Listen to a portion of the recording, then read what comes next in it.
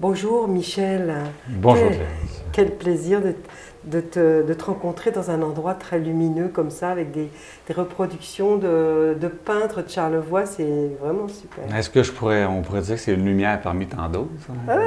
Oui, pourquoi pas. Ouais, c'est gentil. Alors donc Michel Gauvin, tu es pour moi, on fait partie tous les deux du Cercle des conteurs de Québec, donc on se connaît déjà depuis quelques années, et tu m'as toujours surpris par les choix que tu avais faits par rapport au conte. D'habitude, le conteur, c'est un homme ou une femme de parole, et ensuite il peut lui arriver soit de mettre de la musique extérieure sur son conte, soit de jouer lui-même de la musique, comme par exemple à la montagne qui va venir samedi de la semaine prochaine. Mais toi, c'est pas ça ta démarche.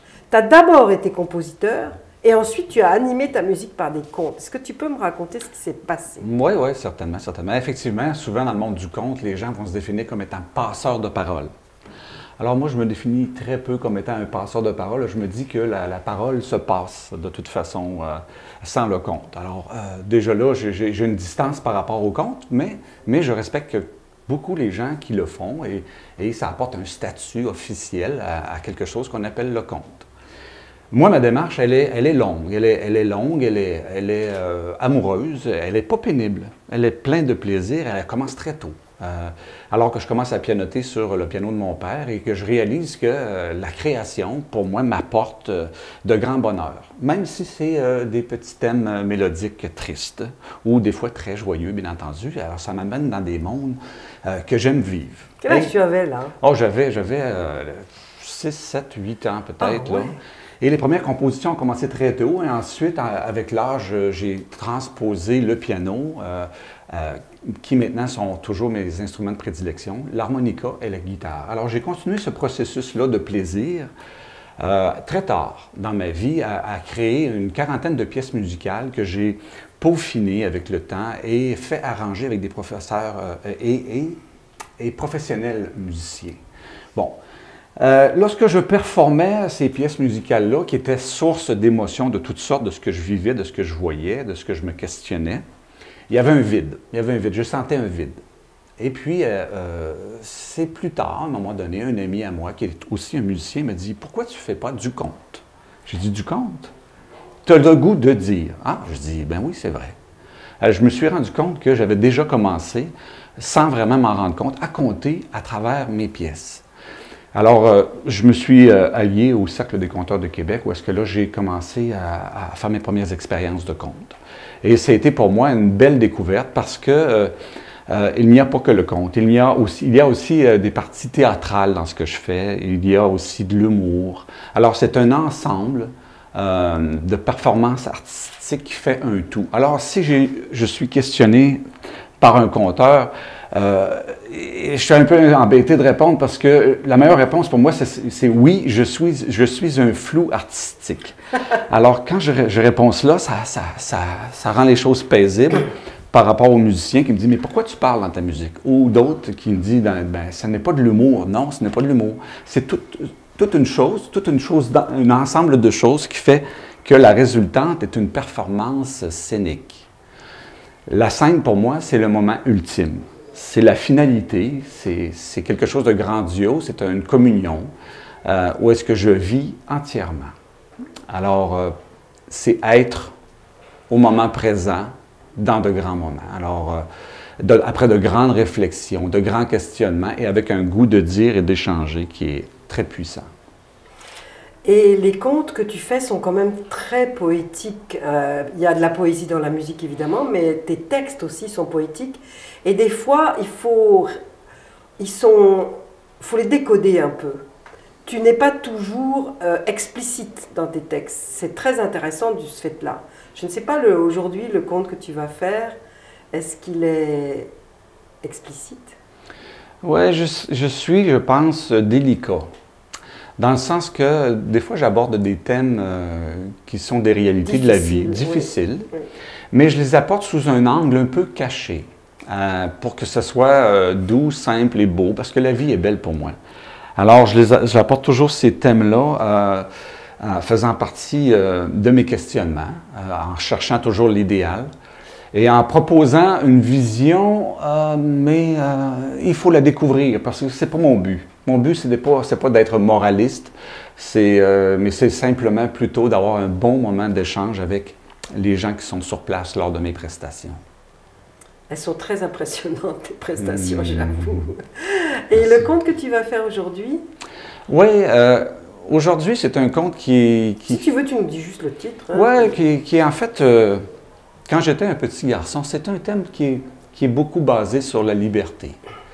Et le désir d'être libre, de toujours être de plus en plus libre dans la vie, à partir du moment qu'on est tout petit.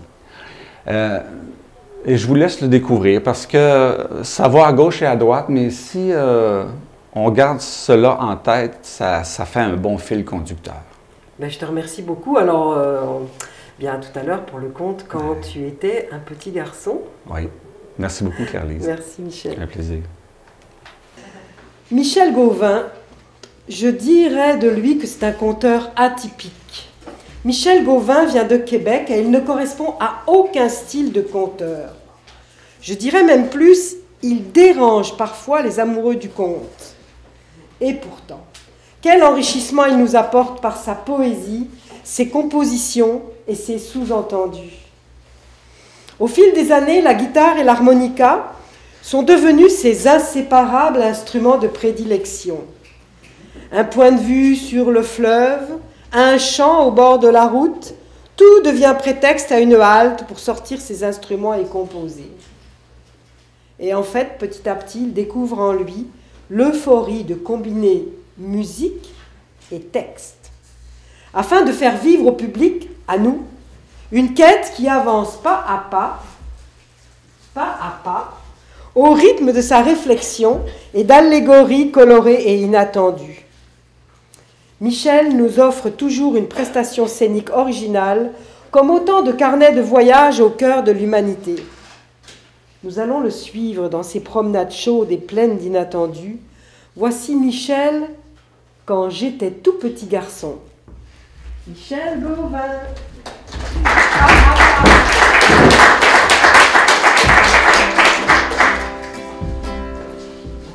Quand j'étais un tout petit garçon.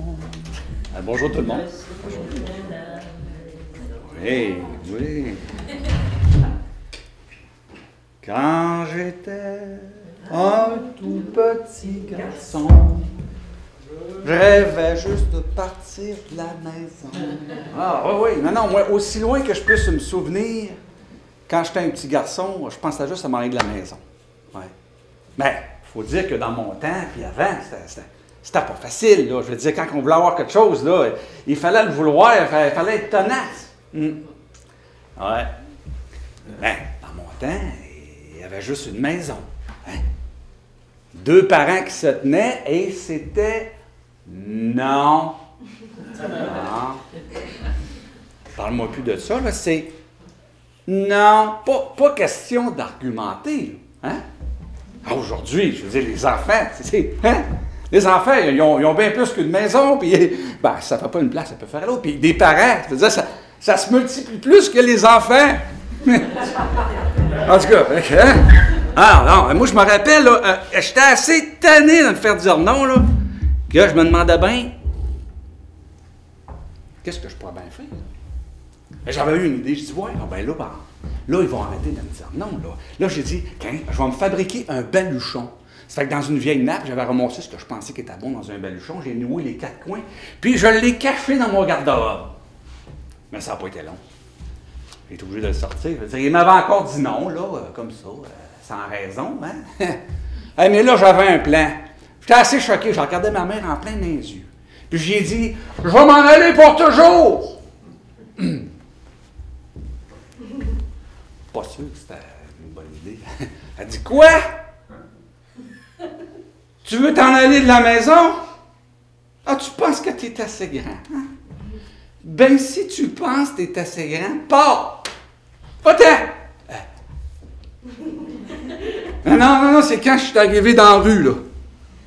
Ouf, jamais qu'elle m'avait paru aussi grande que ça, là, la rue, là. J'avais jamais remarqué, c'était la première fois que j'ai remarqué que d'un bord, je voyais même pas la fin. Là, je n'ai pas été là, non. L'autre bord, il y avait comme un fond. J'ai pris cette direction-là. À chaque pas que je m'en allais vers, là, je sentais la pression de devenir grand qui m'écrasait. Surtout quand je me retournais, je voyais le terrain chez nous qui s'éloignait. Mais, je n'ai pas arrêté, là. Non, on me suis quand même rendu jusqu'au fond, là. J'étais assez content de voir que je ne pouvais plus continuer. C'était un cul-de-sac. Non, mais il y avait un fossé, il y avait une clôture, je ne pouvais pas aller plus loin, mais pas question de revenir à la maison. Non, je me suis dit, elle va s'inquiéter. Hein? Elle va arrêter de me dire non. Hein? Ouais, inquiète-toi, ouais. Inquiète-toi, Quinte. C'était long. C'était plate, ça, dans le cul-de-sac. Hey, au moins, j'aurais pu voir plus loin, tu sais, puis c'est là, laissez-moi vous raconter. J'ai dit, je vais monter dans le gros arbre du dernier voisin, c'était un pommier, ça se monte bien. Je grimpe là-dedans.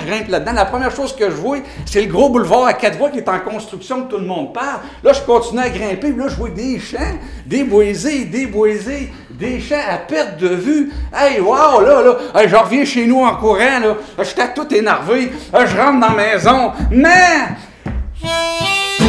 j'aimerais ça, mais pas une longue lame, une machette, j'aimerais ça, avoir une machette avec un étui, Hey. Elle dit quoi? Une machette, voyons donc. Si tu vas te blesser avec ça, c'est tranchant. Non. Parle-moi plus de ça, bon. Puis à part de ça, là, que je te voie pas aller jouer là, bon, ça c'est clair? Non, mais vous voyez comment c'était dans mon temps, là? Ça, c'est juste un exemple. Quand j'étais un tout petit garçon, je rêvais de quitter la maison. Quand j'étais un tout petit garçon, je n'acceptais pas qu'on me dise non. Hein? J'avoue que l'idée du baluchon, là, c'était pas la meilleure des idées. Mais laissez-moi vous raconter, je veux dire, il fallait être tenace, là. Hein? Il fallait, quand on voulait l'avoir, il ne fallait pas lâcher. J'ai dit, ouais, moi, y en faire un, moi, parle-moi plus de ça. Hey, le matin, en me levant, avant de partir pour l'école, en revenant sur l'heure du dîner, en repartant après le dîner, j'y demandais, j'arrêtais pas. Quand mon père arrivait le soir, je leur laissais même pas le temps de parler ensemble, que je leur demandais encore. À tous les jours, je leur en parlais. Il était assez tanné. J'avais juste à les regarder, il savait à quoi je pensais. Ce qui devait arriver, arriva. Hein? Hey, je m'en rappellerai tout le temps. C'était la fin de l'école, c'était une belle journée ensoleillée, chaude, c'était les vacances qui commençaient, ils me l'ont donné. Hey, je suis parti avec la machette sur le côté, j'ai sauté le fossé, j'ai enjambé la clôture, j'ai traversé le grand boulevard à 4 voies pour la première fois, puis je me suis retrouvé en plein milieu des champs, j'étais comme dans un épisode de Tarzan. Hey, je me suis ouvert un chemin pendant une demi-journée, je pense. Puis là, je suis arrivé. Laissez-moi vous raconter ça, un beau petit boisé, là. Un endroit rêvé, des petits boulots les uns sur les autres. Je rentre là-dedans, je voyais déjà ma cabane suspendue, je voyais ma place à feu, là. J'ai dit, je vais monter d'un arbre, là, je monte d'un arbre. Là, j'ai un beau petit boulot blanc. Je monte, je vois des champs, des boisés, des champs. Puis juste là, un petit peu plus loin, il y avait un étang, puis 2 canards qui prenaient leur envolée.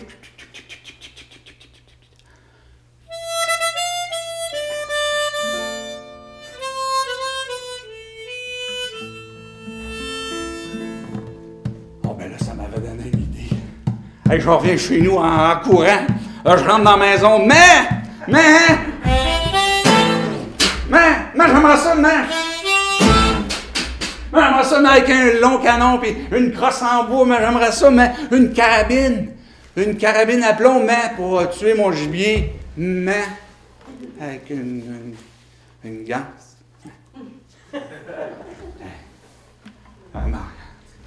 Quoi? Une carabine à plomb. Voyons, c'est un arme, ça. Moi, mais toutes mes... Justement, tes amis, la semaine passée, dans le journal, il en parlait, un petit garçon bien plus grand que toi. Il a perdu un œil avec ça. Tu pensais vivre toute sa vie avec juste un œil? Non. Bon. Parle-moi plus de ça. Bon, là, c'est non. Mais ça va marcher avec la machette. Hein? Ça va marcher avec la carabine à plomb. Hey, le matin, en me levant, avant de partir pour l'école, en venant sur l'ordinaire, partais, je lui demandais, je dis, hey, j'allais au chapeau. Mon père arrivait le soir, je ne laissais même pas le temps de discuter ensemble, là, à tous les jours. J'allais juste le regarder, il savait à quoi je pensais. À un moment donné, je m'en rappelais tout le temps. Hey, c'était une belle journée ensoleillée, c'était l'école qui finissait, c'était les vacances, je veux dire, tu sais, ils me l'ont donné, je suis parti avec la machette. C'est un côté. Puis, ma carabine. Hey! Ma carabine à plomb. Hey, je suis parti en direction de l'étang. Dans l'espoir de tuer mon premier gibier. Un canard. Hey, là, je saute le fousset, j'enjambe la clôture. Je traverse le grand boulevard à 4 voies. Là, je remonte mon sentier. Puis j'arrive, il y avait une butée qui faisait tout le tour de l'étang. J'étais dans le bas de la butée. Fait que là, je prends une bonne respiration. Puis je voulais être silencieux. Puis futé comme un renard. Là, je monte la butée, j'arrive dans le haut, puis là, je vois qu'il y en avait deux juste en face de la petite plage de sable. Le temps de me mirer, il était déjà sur leur envolée, là, je me suis dit, ah ouais, tire, ah ouais, tire, ah ouais. Hey, j'en cope un au vol, une coupe de plumes qui virevolte, il y en a un qui pique dans le champ. Ah, je pars à gauche, j'arrive juste là, ce qui avait tombé. Je cherche le canard, j'écarte le foin, je cherche le canard, j'ai agrandi le cercle, j'ai jamais trouvé le canard. Là, je veux dire, je suis pas certain de l'avoir touché. Là, je me suis dit, pourquoi avec une carabine à plomb pour tuer un canard si c'est pas un calibre assez fort? Puis là, je me voyais demander un calibre plus fort à ma mère. J'ai dit, oublie ça, ça va prendre une éternité. Là, j'ai une idée. J'ai dit, les canards, là, ils sont comme toujours en face de la petite plage de sable. J'ai dit, c'est facile. J'ai juste à monter au l'autre bout de l'étang. Là, je vais arriver, je vais être proche, puis je vais tirer un plomb dans la tête. Un plomb de canard, c'est pas gros un canard. Là. Une tête de canard, c'est gros, puis ça bouge. Mais j'ai dit, il va rester là, le canard. Et là, j'étais assez pompé. Je pars de chez nous le lendemain matin. Je marchais déjà sur la pointe des pieds. J'enjambe la clôture. Et là, je traverse. Mais j'ai oublié de sauter le fossé. Hein? Faut que je saute le fossé. Je saute le fossé, j'enjambe la clôture. Je traverse le grand boulevard à 4 voies. Puis là, je remonte mon sentier. Mais là, je coupe à gauche pour arriver l'autre bord de la butée, en face, juste dans le bout de la petite plage de sable. Puis là, je te prenne de ces respirations-là. Et là, je le voulais, mon canard, tu sais. Puis pour la première fois de ma vie, il m'est arrivé une affaire qui arrivait dans mon temps à tous les petits gars de mon âge. Mais c'était la première fois que moi, je le vivais. Je suis devenu invisible. Ouais. Ah non, c'est en montant, ça a commencé, en montant la butée, j'ai commencé, les pieds ont commencé à me disparaître. Plus que je montais, c'est les jambes, après ça, les cuisses. Mais je ne sais pas si c'est à cause que j'ai retenu mon souffle trop longtemps, puis j'ai manqué d'oxygène. Mais je n'étais pas encore rendu, j'étais presque rendu dans le haut. Là, je me suis mis à entendre des petits gémissements de plaisir, des petits soupirs. Je voyais des vêtements éparpillés partout. J'arrive dans le haut, je viens pour me mirer, pas de canard. Mais juste là, c'est la plage de sable. Un homme puis une femme tout nus qui s'exploraient, qui se montraient, qui se caressaient, qui s'aimaient. Là, je me suis senti mal, comme si j'avais fait quelque chose de mal. Je suis venu partir à courir, comme si on m'avait déjà vu. Mais là, je me suis dit, wow! T'es invisible! Oh, ben là, je me suis rapproché tranquillement. Longtemps, je les ai observés.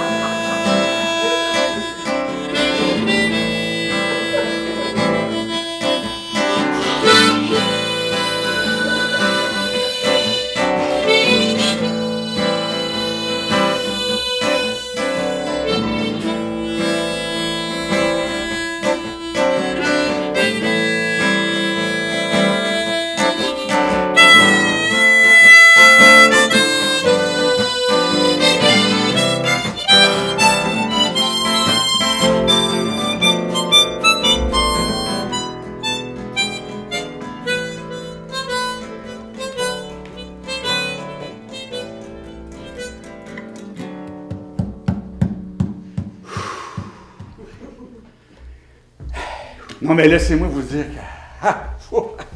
Hey, je suis revenu chez nous, là, paisiblement. Oh, hey, le ciel était bleu, les petits nuages étaient blancs, je veux dire. Je suis revenu en dansant, je suis revenu en m'amusant. Je suis revenu en rêvant de devenir encore plus grand. Mais là, j'avais bien vu que j'avais tout ce que ça prenait. Et que c'était juste une question de temps. Et que bientôt, je n'aurai plus rien à demander à maman.